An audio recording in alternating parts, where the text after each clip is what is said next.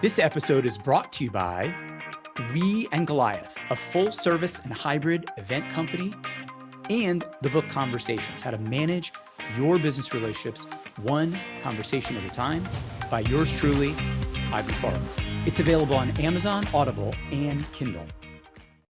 Hello, everybody, and welcome to Conversations About Conversations.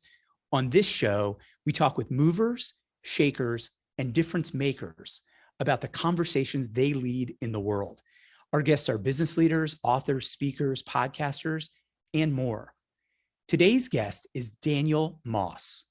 Daniel is a co-founder of a company called We Goliath, a full-service virtual and hybrid event company that specializes in achieving optimal results for global enterprises and small to medium-sized businesses, even when their clients feel that they're facing giant challenges. Hence, and this is a play on the We Goliath, their slogan, "We've got your slingshot." Daniel has designed virtual events, websites, and marketing campaigns since 1999. In his career, he's been a chief marketing officer, marketing manager, marketing strategist, lead designer, and search engine optimization specialist. He has degrees from Indiana University in music production, informatics, and web design. Please help me welcome to Conversations About Conversations, Daniel Moss. Daniel, welcome. Thanks so much, Ivan. Great to be here. Well, I'm excited to speak with you today. I like to give my guests the opportunity to make an opening statement, open format, to address the listeners of the podcast. So you have the floor. What we do at We Goliath that I think is really interesting around conversations is we try to take care of all of the tech stress, the planning, production, virtual event platforms, and promotion, so you can focus on your content and your community. But to do that, we're also getting into your message. Probably what's most unique about our company is that we bring this design focus to the event industry and a marketing background. Whereas most companies, design is an afterthought, marketing usually isn't a part of it. We help you refine your value proposition, right? The core part of your message into your event marketing, into the call to action in your event, into your promotion for your next event. And we believe that design and marketing should be an integral part of your event. And happy to talk to you about that today. Daniel, one of my goals is to help movers, shakers, and difference makers. And my study of you is that you and your co-founder, Michelle Garrison, are difference makers. I want to help you further the conversation that you're leading in the world. What would you say the conversation is that you're leading? How would you articulate that? I think that We Goliath is focused on helping organizations make more meaningful and impactful events online, whether it's purely online or adding an online component to an in-person event. How do you add the interactivity, the engagement, and just get enough energy behind the event through good lead time of promotional materials that you're getting the value of this global reach, and that your attendees are feeling welcome online, engaged, not like second-class citizens compared to the in-person attendees. The conversation is a mix of this technology that we handle around the event planning and the production strategy. And basically, like, companies can do a lot of this on their own individually, but it's just way too many things to do on their own. So helping enable them to optimize their events and grow their events, put on more events than they could do on their own, but not just like getting it done, but with that next level quality to the experience where everybody is like jazzed about this result and hopefully feeling transformed by the event as well. Yes, something I'm going to ask you later, but I want to pick up on the conversation here right now is you're interested in the experience of both the organizers or hosts of the event, as well as the participants. And the word you just used, jazzed, I love that. One of the conversations that you are leading is a conversation for events that both the hosts and the participants are jazzed. You got it. Daniel, we're going to take a brief commercial break. And when we come back, I'm going to ask you to tell us the worst mistake or horror story that you see organizers make with their virtual events. So everybody out there, stay tuned. We'll be right back. As you know, if you're a listener of the show, that this podcast is brought to you by the book that I wrote, Conversations, How to Manage Your Business Relationships One Conversation at a Time. Now, you might say that I'm biased when it comes to the opinion of my own book, and I am. I'm very self-critical, and I can see all the mistakes and flaws and what's missing. So what I thought I would do in this commercial is to read to you a part of a review that is both on Goodreads and Amazon. Hands down, this is one of the best self-help books I've ever read. It's relevant for anyone who cares about improving their relationships, one conversation at a time. I've been an avid reader of self-help books for decades. I've read many popular relationship books, such as How to Win Friends and Influence People by Dale Carnegie and The Speed of Trust by Stephen Covey. Ivan's book belongs on the shelf right next to these quintessential classics. She said, by the time I got halfway through the book, I realized that Ivan's book is one that will stand the test of time like these other great classics. And if you love reading self-help books, this one is a must add to your list. This is a book I plan to read again and again, once a year or more, until I've mastered the techniques. If you want to improve your business and personal relationships, start reading this book today. You can read the full review and more at conversations.biz/book. The book is available on Amazon, Audible, and Kindle. And now back to our regularly scheduled conversation with Daniel Moss of We and Goliath. All right, so I have to ask you, Daniel, what is the worst mistake or horror story that you have from doing events with all these companies that you do events with? I think that's a pretty easy question for me. Okay. I'm going to give you maybe two beginner mistakes that can ruin an event, and then an advanced mistake that sort of gets to the point of this podcast as well. So the worst mistake would be having people with poor internet. Okay. If your speakers online haven't optimized their internet, like the whole event is ruined. And we've all experienced that on Zoom meetings, but it's amplified many times if you're speaking to a live audience, right? So you could say, the categories of mistakes are poor production value and not enough time or energy into promotion. You go through all this effort to put on an event, but you don't really tell anybody about it except, your core people. Wasn't worth it. Then the advanced mistake, though, is if you got the basics down, right? Your event looks pretty good. You have a decent audience there.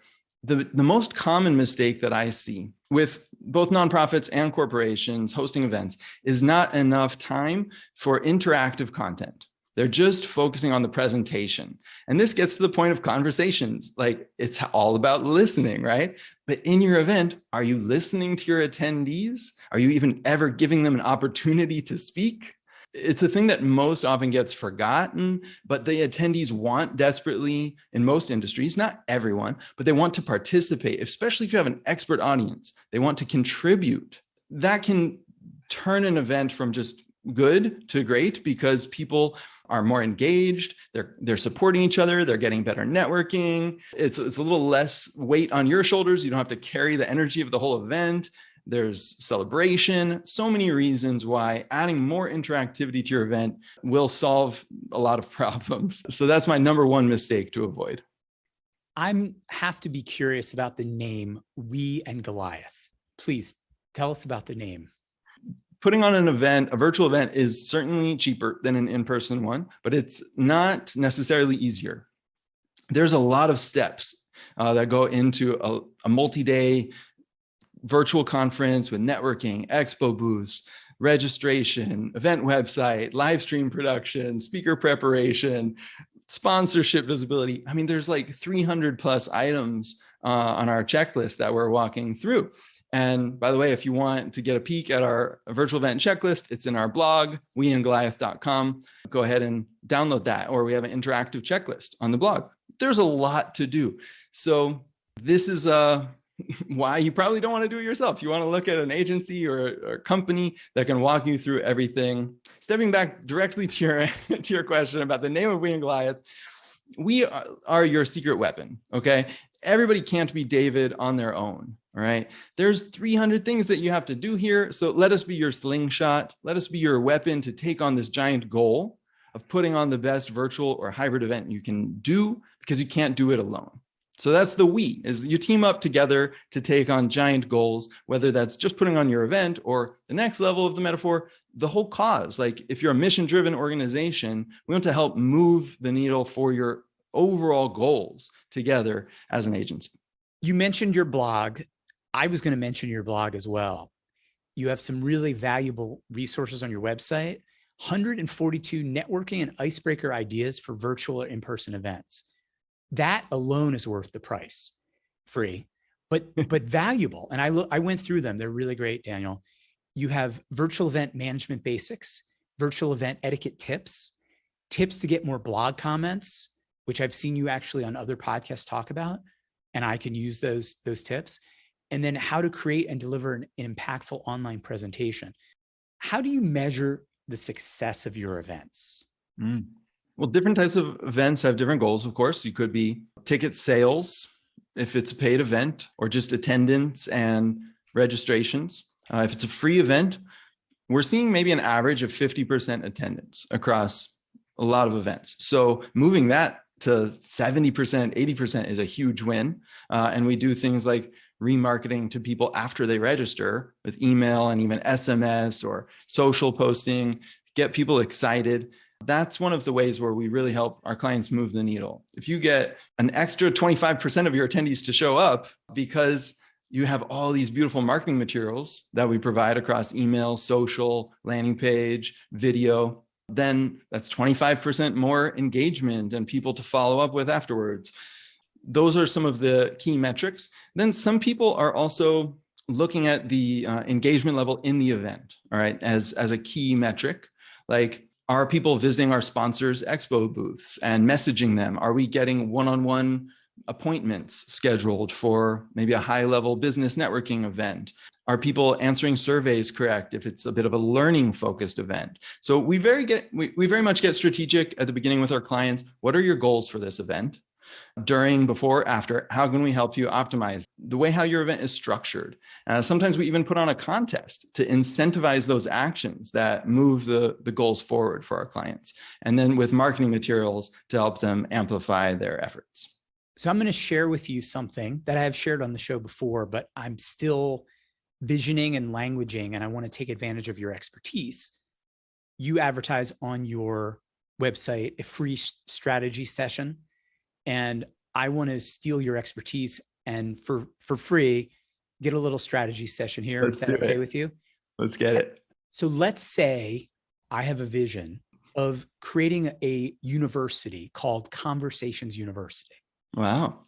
I've articulated the big vision, but what I have trouble seeing is coming back to, well, what do I do the next 3 months, 6 months, 1 year? So I want your thoughts. Beautiful. All right. So you want to host an online university eventually. So I'm envisioning this is a training program over time where they get a certificate as a communications expert at the end. You're providing most of the content, but maybe you're bringing in other facilitators, teachers, workshops, different, the whole 9 yards, right? So what are some of the mini steps that you envision that you could take, like minimum viable product? Okay. Let's put that brainstorm hat on. What would be a mini version that you could launch before creating a whole university? Like, have you done workshops already? Or what's the next step towards a training format? No, that's it. I need to do a live workshop. Okay, excellent.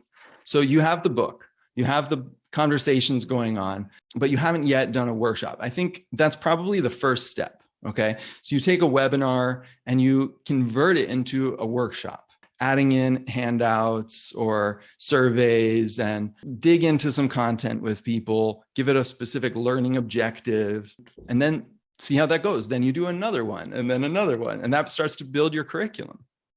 So Daniel, I have no doubt that I could put on a good workshop. No doubt. I've done them in person. I'm 30 years in business, but where I have the doubt is sourcing the leads, gathering the attendees, getting either a mailing list to invite from. That's a tough question. I mean, that's the $1 million question for any business.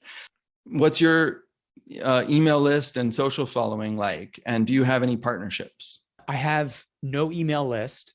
And I would say, I'm a Gen Xer. And so as opposed to millennials and Gen Zers, My socials are moderate. Like I'm active, but yeah, they're moderate. You have a long way to go to build up your audience, of course.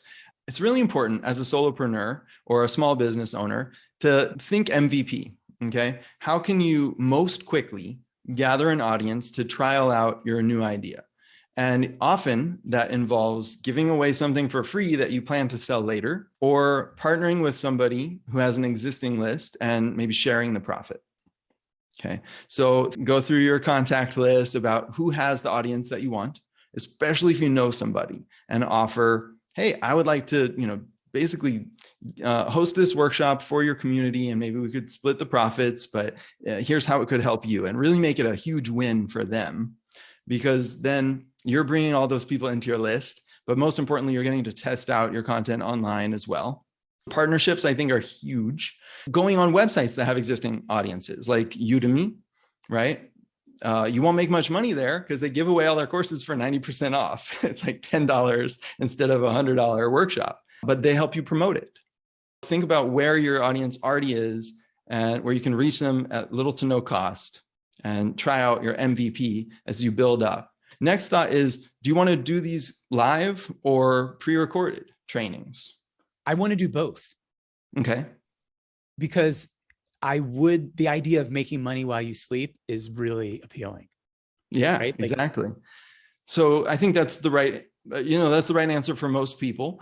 Start live in order to make sure that it's resonating with people, and then turn that into pre-recorded content. But you still may want to do live events to promote the whole university, or for high value interactive content, workshops, things that have to be live. Technology wise, you could go to something like Teachable, Kajabi, e-learning platforms that specialize in hosting the e-courses. But then you add in webinars. Kajabi is one that really specializes in marketing funnels that lead to e-courses. They also have some webinars. It's a little more expensive, but it's got more all the way in there. And there's a bunch other. Thinkific is also very good.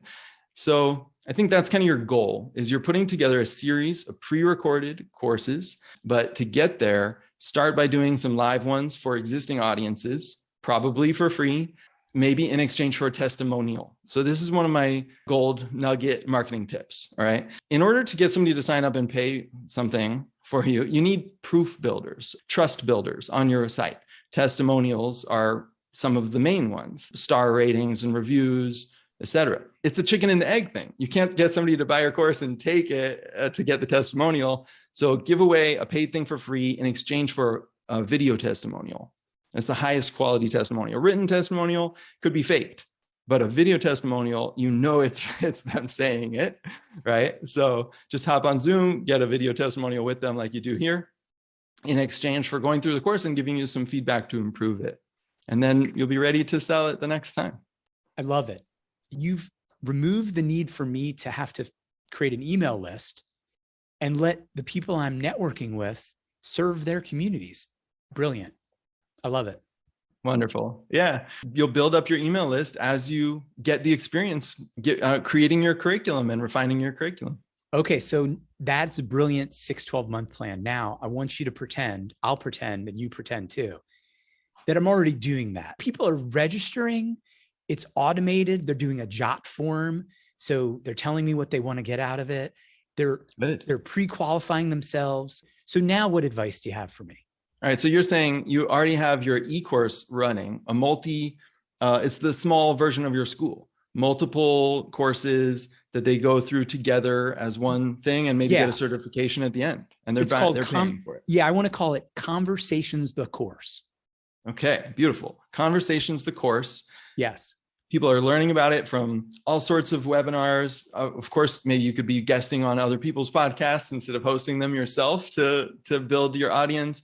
You've got their audience, your email list built, and people are buying your e-course. Conversations, the course. All right, this is beautiful. So next, you want to probably scale your results.